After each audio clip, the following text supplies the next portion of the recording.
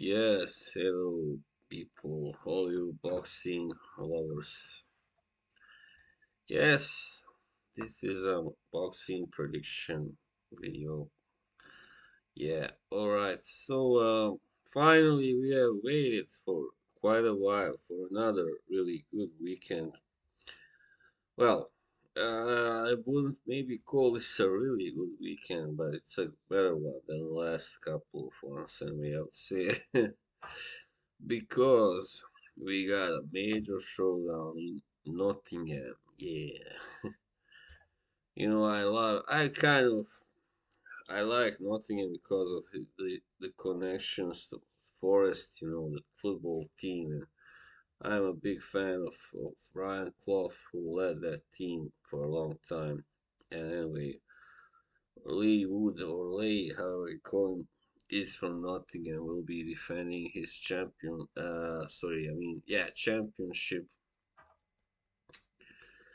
against Mauricio Lara. But first, before we get to that, we wanna go. I have a couple of other fights. All right. First, Luis Nery. Sorry, he's not a Frenchman. He's Nery. He's coming back this weekend. Yeah, he had actually two fights last year. He won them both uh, against Carlos Castro. Um, he won by a split decision, and he beat David Carmona by a third round TKO. Since he lost for the first time to Brandon Figueroa and by a knockout, a body shot that was. Nery has, been called into question, is his prime over finally because, he kind of reigned quite impressively for a while there at bantamweight, and he destroyed Shinsuke Yamanaka, just kind of ended his career twice, by destroying him twice, and yeah, and then he just he kind of was unable to make the weight and had to move up to super bantamweight. He did win the WBC title there as well, but in his very first defense, he was knocked out by friend Brandon Figueroa. That was in May 2021. Sorry, and no, he's fighting. This is a fight in which division is this? I guess this is super bantamweight still because his opponent is Azat Hovhannisyan from Armenia, who is based in LA. 34 years of age, 21, 3 and 0, 17 knockouts. Alright. He's only slightly taller than Nery, I believe. 5'6", yeah. But they have the same reach. So Van Wisjan, I know that I don't know that much about him, but I know Armenian fighters are usually, really durable and kind of aggressive, strong. So I see he lost to Ray Vargas on points. Yeah, no shame there. Then he also lost by a close majority decision to somebody named Walter Santibanez. And then in the first fight he lost. So all those in the 4 round by 4 round decisions, all those losses, are not so, big, you know, and he actually has scored a few good wins. Ronnie Rios he knocked out in 6 rounds. Yeah, Glenn Porras. Well, that not that many, but anyway, he's just a solid fighter, and he's there to give Neri a good test, So this is in Pomona, California. This fight, interesting. So Neri is not at home, even though there will be many Mexicans, of course, there to support him. But yeah, I think still he's the better fighter on paper anyway, and he's the favorite definitely to win this fight. It's a 12 round fight. He's still a young man at 28 actually. I actually thought he was over 30, but he's not.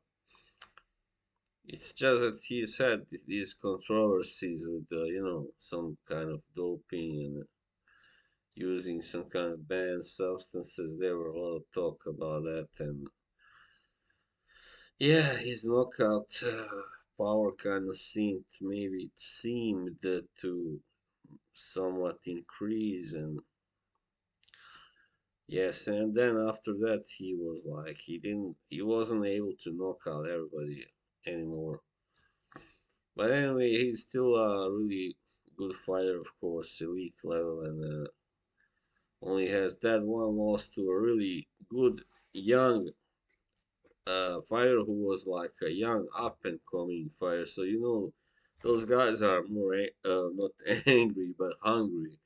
They are hungrier simply. So then someone who already has won the title and has defended it a few times, and you kind of start to lose the hunger and also sometimes become fed up, by the whole the politics and that shit.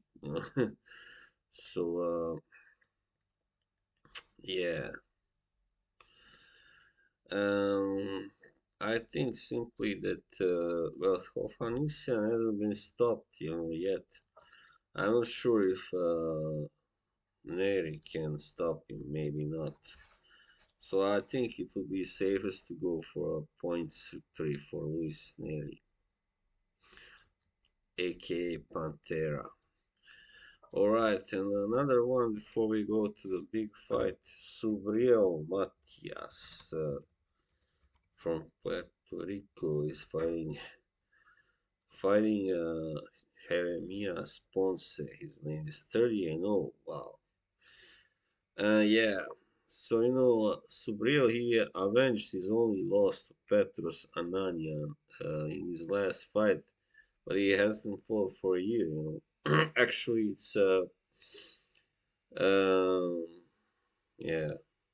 Well, oh, sorry. I just saw this fight is actually not this weekend, but the other one. All right, sorry, sorry. That's my bad. Well, yeah, then I guess I better go to the main fight because otherwise this video is gonna be 20 minutes long. Nobody will want to watch it then. All right, so yeah, I mean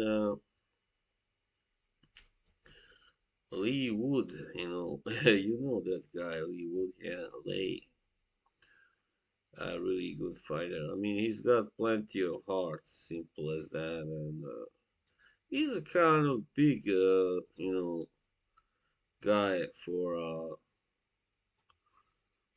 it's the super featherweight, right? Yeah, it is. I think division. So just a second, I'm just gonna find this bloody fight about. Yeah, there it is.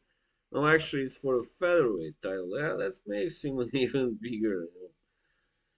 Leigh Wood, he holds the WBA title. Yeah, so he's 5'7", rather tall.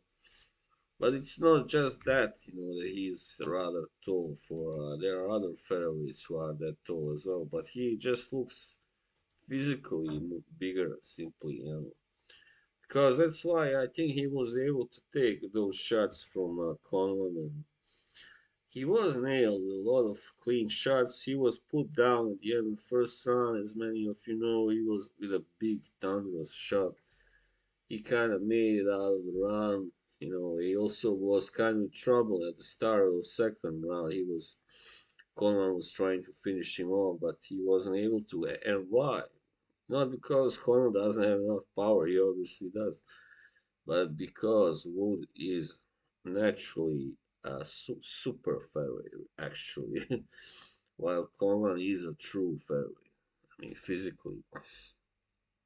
And Wood has a lot of heart. He has a good chin and all that. So but so did Josh Warrington, and it didn't really help him against Mauricio Lara. So yeah, I mean, also Wood is actually 34, so he's kind of approaching the end of that peak time. Well, Lara is only 24, so he's at his prime, at the peak of his prime.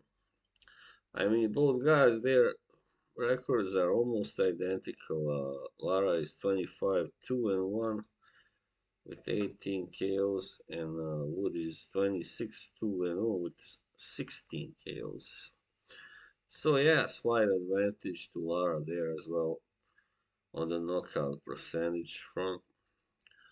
Yeah, I would say Lara definitely hits harder. I mean, he was just able to dismantle Josh Warrington, something nobody ever came close to before.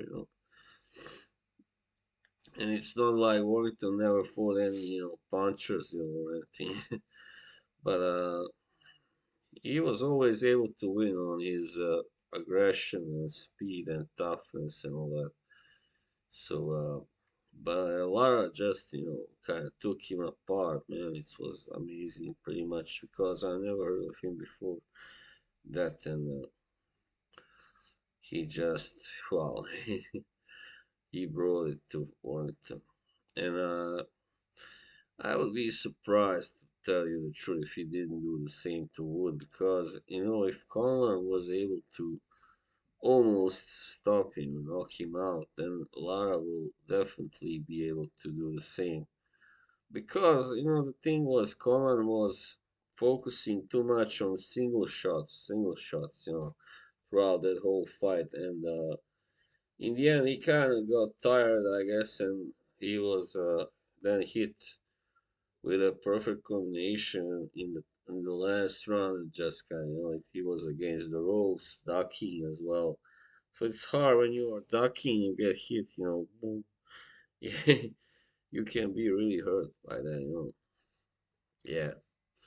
And also when you are again leaning against something, I think the punches have a more effect than when you are standing there out in the open. So I'm not a coach or anything, but I would think so, logically.